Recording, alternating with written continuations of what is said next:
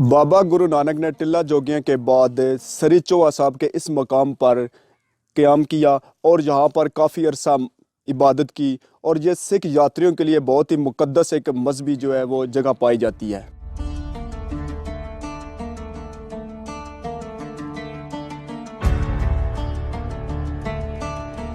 गुरुद्वारा सरी चौहा साहब किला रोहतास के तलाकी दरवाजे के ऐन नीचे वाक़या है।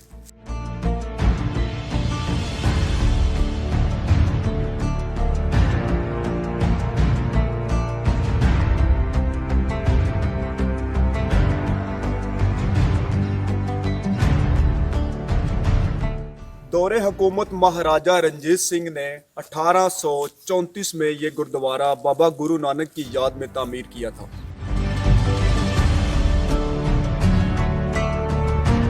जब पाकिस्तान वजूद में आया तो ये चौहा साहब का जो गुरुद्वारा है बाबा गुरु नानक का, इसको बंद कर दिया गया था।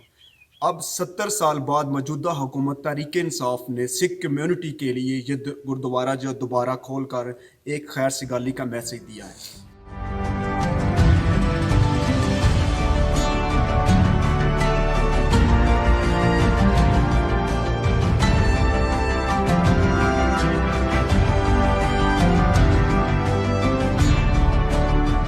कि वह गैर मुल्की जो सिख यात्री हैं वो सरी चौहा साहब में आते हैं और यहाँ पर नहा कर अपनी जो मजहबी रस्मात है वो पूरी करते हैं।